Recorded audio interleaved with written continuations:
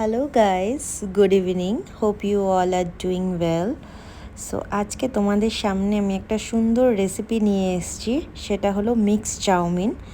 তো mix chowmein আমি তোমাদের আজকে বানিয়ে দেখাবো, যদিও এটা আমার মতো করে বানাচ্ছি। তো সবাই জানিও তোমাদের এই রেসিপিটা দেখে কেমন লাগলো। তো এখানে ফার্স্টে আমি দেখো নুডলসগুলোকে বয়েল করে নিচ্ছি। এটা না পান্ডা নুডলস, তো আমি ওই 2 থেকে 3 প্যাকেট মতো এখানে বয়েল করে নিচ্ছি পান্ডা নুডলস। জলটা ভালো করে ফুটবে, তারপরে ওর মধ্যে নুডলসগুলো দিয়ে দেবো। তারপরে 3 থেকে 4 মিনিট মতো একটু বয়েল হবে। তারপরে হালকা হালকা, মানে একটু বেশি বয়েল করব না, তো বেশি সিদ্ধ হয়ে গেলে ওটা ভালো লাগবে না। তো মোটামুটি হালকা বয়েল করে ওটা নামিয়ে নেব। তো দেখো আমি এখানে নুডলসগুলো বয়েল করছি। তো এখানে দেখো আমার নুডলসগুলোকে বয়েল করা হয়ে গেছে। তারপরে আমি একটা ঝুড়িতে ওটা ঢেলে রেখেছি, জলটা ঝরিয়ে নিয়ে আমি এবার ঠান্ডা জলে একটু ধুয়ে নিয়েছি। এবার যে যে ইনগ্রেডিয়েন্টসগুলো লাগছে সেগুলো আমি তোমাদের সাথে শেয়ার করে দিচ্ছি, কি কি ইনগ্রেডিয়েন্টস দিয়ে আমি মিক্সড চাউ আজকে বানাবো। এখানে আছে পেঁয়াজ কুচানো, এখানে আছে ক্যারেট, এখানে আছে বেল পেপার 3 রকমের, গ্রিন, রেড আর ইয়েলো বেল পেপার। এখানে আছে বিনস, এখানে আছে গ্রিন পিস, এখানে আছে চেরি টমেটো, এখানে আছে কাঁচা লঙ্কা, আমি অল্প করে দিচ্ছি যেহেতু আমার বাচ্চারাও খাবে। এখানে আছে কিছু আদা কুচানো, আর এখানে অবভিয়াসলি বাঙালির চাউমিন তো একটু আলু দেবই, যেহেতু আমার বাচ্চারা খায়, তো ওরা পছন্দ করে আলুটা, তো তাই জন্য একটু আলু দিয়েছি আমি। আর এখানে দেখো ডিম, আমি 2টো ডিম নিয়ে নিয়েছি। এখানে আছে চিকেন। এবারে বলি, চিকেনটাকে আমি ছোট ছোট পিস করে একটু নুন, গোলমরিচ আর ভিনিগার দিয়ে ম্যারিনেট করে রেখেছি। এখানে আছে মাশরুম, এখানে আছে চিংড়ি মাছ। তো চিংড়ি মাছটাকে আমি জাস্ট নুন দিয়ে একটু ম্যারিনেট করে রেখেছি। এখানে আমাদের লাগবে গোলমরিচ গুঁড়ো, এটা না থাই চিলি সস, এটাও আমার লাগবে। এটা হলো সোয়া সস, এটা লাগবে। আর এটা আছে টমেটো সস আছে, আর এটা আছে ভিনিগার। তো এই সব ইনগ্রেডিয়েন্টস আমার লাগবে, এছাড়াও নুন তো লাগবেই। তো এই সব ইনগ্রেডিয়েন্টস দিয়ে আমি আজকে মিক্স চাউ বানাবো। তো সেই রেসিপিটাই তোমাদের সাথে আজকে শেয়ার করব। তো দেখতে থাকো ব্লগটা, আশা করি ভালো লাগবে।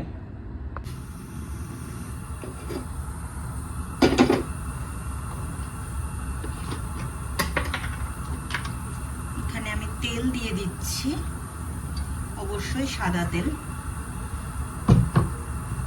ফার্স্টে আমি কি করব, চিকেন, চিংড়ি মাছ এগুলোকে ফ্রাই করে নেব। তো এখানে আমার তেলটা হিট হয়ে এসছে, আমি চিকেনটা ফার্স্টে তেলের মধ্যে দিয়ে দিচ্ছি। তো এখানে দেখো চিকেনগুলোকে ভালোভাবে ফ্রাই করে নিচ্ছি তেলের মধ্যে। এখানে দেখো আমার চিকেনটা কিন্তু ফ্রাই করা হয়ে গেছে, এরকম ডিপ ফ্রাই করেছি আমি। তো এবার ওই তেলের মধ্যেই আমি চিংড়িটা দিয়ে দেবো।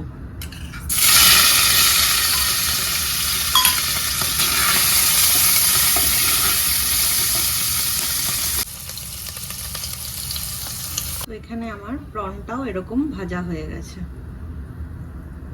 দেখো আর যেটুকু তেল আছে দুটো ভাজার পরে আমি ডিমটা এখানে করে নেব।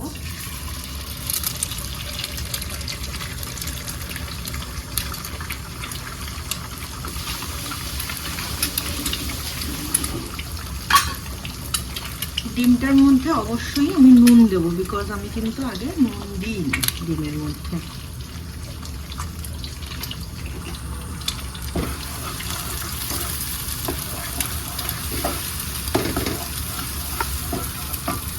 দেখো আমার ডিমটা কিন্তু হয়ে গেছে, এবার আমি ডিমটাও নামিয়ে ফেলবো। দেখো ডিমটা আমার নামিয়ে ফেলার পরে আমি আর একটু তেল দেবো, বিকজ ভেজিটেবল সব ভাজা হবে এগুলো।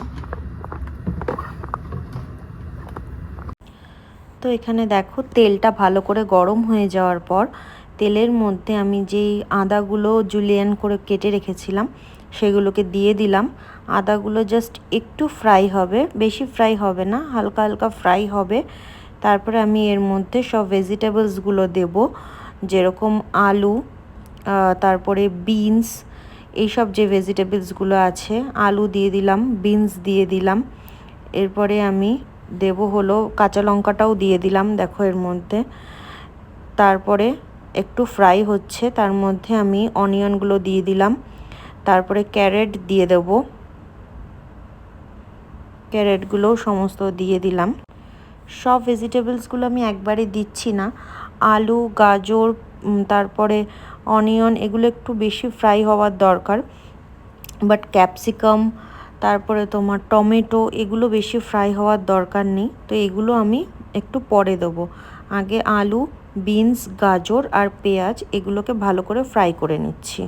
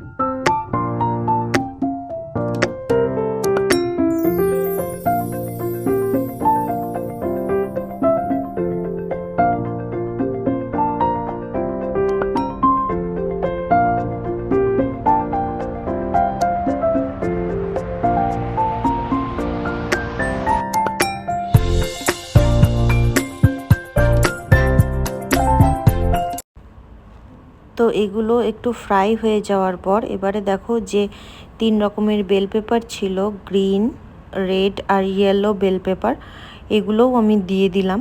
এগুলো এর সাথে একটু ফ্রাই হবে, মানে এগুলো পরে দেওয়াই ভালো। আমার মনে হয় এগুলো ডিপ ফ্রাইয়ের প্রয়োজন হয় না, আমার কাছে ভালো লাগে না।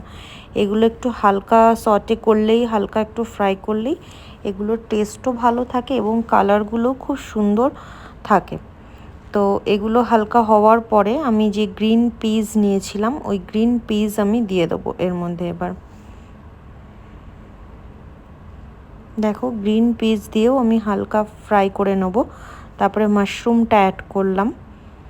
তো মাশরুমটাও বেশি মানে ফ্রাই করার প্রয়োজন পড়ে না, এগুলো খুব শ্যালো ফ্রাই হলেই এগুলোর টেস্ট একরকম থাকে। যদি তুমি ডিপ ফ্রাই করো এগুলোর টেস্টটা নষ্ট হয়ে যায় আমার মনে হয়। এগুলো যে এগুলো ডিপ ফ্রাই খেতে পছন্দ করো তারা ডিপ ফ্রাই করে নেবে আগে, বাট আমার কাছে এগুলো হালকা ফ্রাই করলেই বেশি ভালো লাগে। তো সব সবজিগুলোতে কিন্তু আমি আগে থেকে নুন দিইনি, এবারে আমি নুন দিলাম। বিকজ সবজিগুলো আগে থেকে নুন দিলে কি হবে, জল ছেড়ে দেবে এবং বেশি তোমার ওগুলো মানে বেশি সিদ্ধ হয়ে যাবে।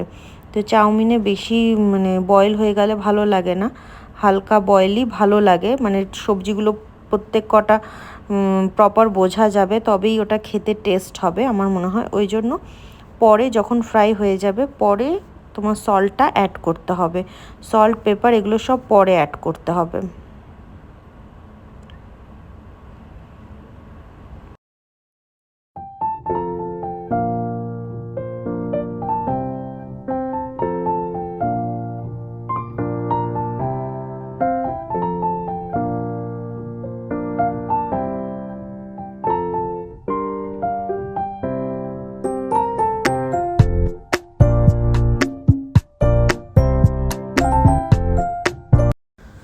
তো এখানে দেখো সব ভেজিটেবলসগুলো ভাজা হয়ে গেলে চিকেন আর চিংড়ি মাছ আর এর সাথে ডিম যেগুলো ছিল, যেগুলো আমি আগেই ফ্রাই করে রেখেছিলাম, ওগুলোও এর সাথে অ্যাড করে দিয়েছি। তারপরে একটু গোলমরিচ গুঁড়ো এর সাথে অ্যাড করে দেবো। তো এগুলোই খুব ভালো করে ফ্রাই করে নেওয়ার পর লাস্টে টমেটো অ্যাড করব। তো দেখো আমার এখানে অলমোস্ট ফ্রাই হয়ে গেছে। তো এর মধ্যে আমি একটা ভিনিগার দেব, জাস্ট 1 ঢাকনি মতো ভিনিগার ইউজ করব। 1 ঢাকনি মতো ভিনিগার দিয়ে দিলাম। বয়েল করা যে চাউমিনগুলো ছিল, তো এখানে দেখো সব ভেজিটেবলগুলোর সাথে চাউমিনটাকে আমি মিক্স করে দিয়েছি। আর একটু একদম সিম রেখেছি। এরপরে যে সসগুলো দেব ওই সসগুলো অ্যাড করব। ফার্স্টেই দিলাম সয়া সস। সয়া সস দেওয়ার পরে দিচ্ছি টমেটো সস, টমেটো কেচাপ।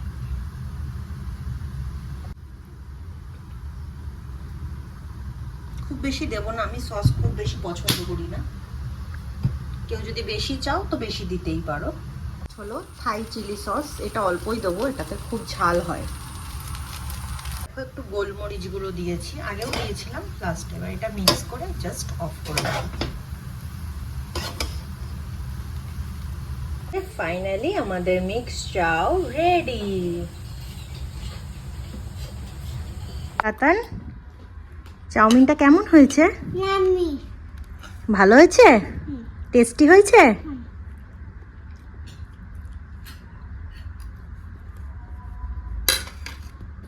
কেমন হয়েছে? ভালো হয়েছে মাম্মা? চাউমিন ভালো হয়েছে?